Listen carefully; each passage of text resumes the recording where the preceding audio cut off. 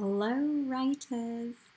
Um, so, you've been creating these presentations, but there's nothing quite like having a conversation with somebody or seeing somebody's excitement in their face as they talk about an idea.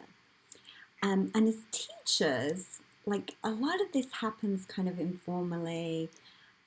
I've had so many conversations with teachers as we've been um, walking down the corridor, like, hey, oh, I just, found this idea and shared ideas, or in the faculty lounge, or in the parking lot after school, or, sometimes when you like go for a walk with a teacher at lunch.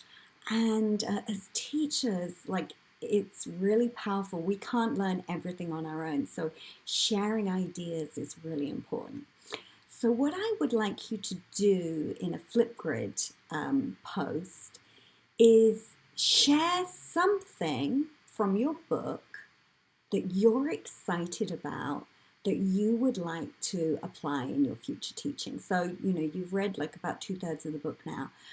Choose something that you've read so far that you're excited about and try and explain it in as much detail as possible so that somebody could take that idea and use it in their classroom. So, for instance, right, I'm trying to be a good model here, right? We're not just telling you what to do. I'm trying to show you what to do, and that's a big part of what I've been trying to get across in this course. Don't just tell students to write something, show them how to do it. And the same with so much of teaching. So, the book that I have been reading is Writing Can Change Everything. And I got a great idea from this book, or at least I think it was a great idea. And you might recognize that idea because I used it a little earlier in this class, right? So I was reading the chapter Story of Self, Us and Now, Writing Public Narratives to Build Community, to Heal, and to Co-Create Curriculum. And I'd never heard of public narratives before. So the first thing I had to learn about in this chapter that I learned about was what is a public narrative?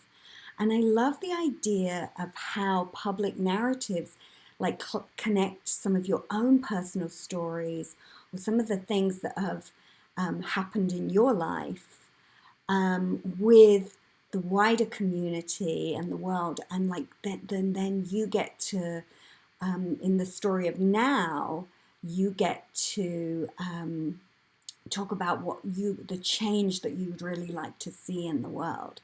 So I love this idea of like connecting something that's deeply personal with also like a bigger issue in school.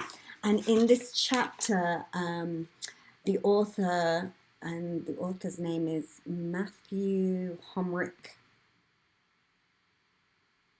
Kneeling, and I apologize if I've mispronounced that.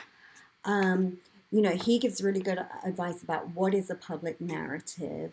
And then I really like the way that he gives specific examples about the kinds of things that his students have written about, like bullying, immigration, witnessing violence, mental health, animal abuse, struggles in school, racism, gender issues.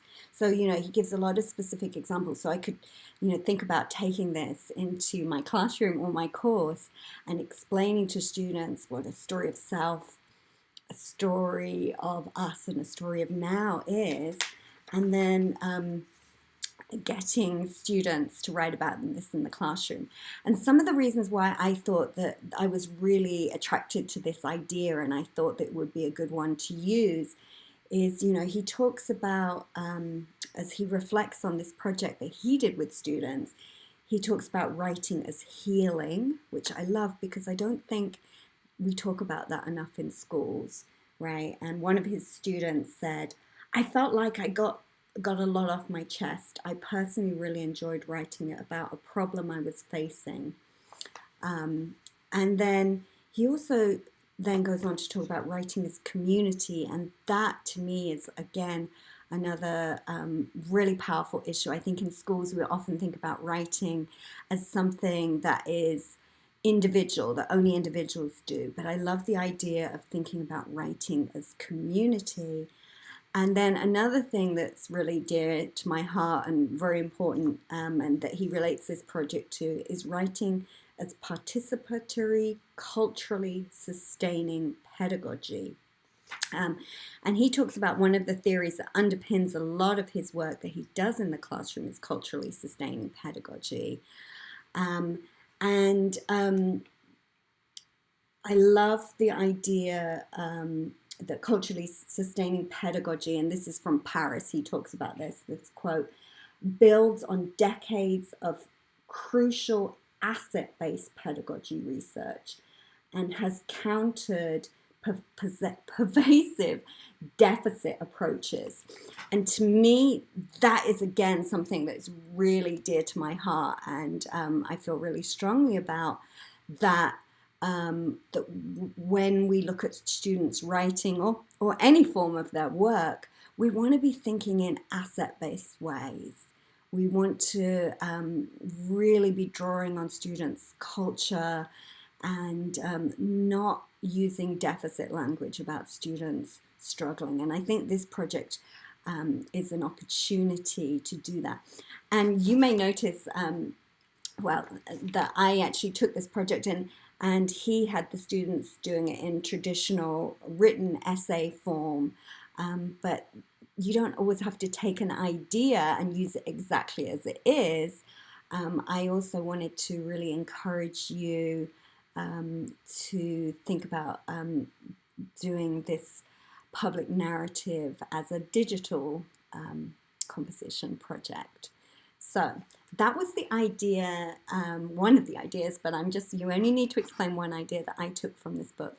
So when you do your Flipgrid video, tell people what your book is, and then tell them a little bit about your idea, and see if you can do it in a way that hopefully might engage them and might make them think about how they might use it in the future.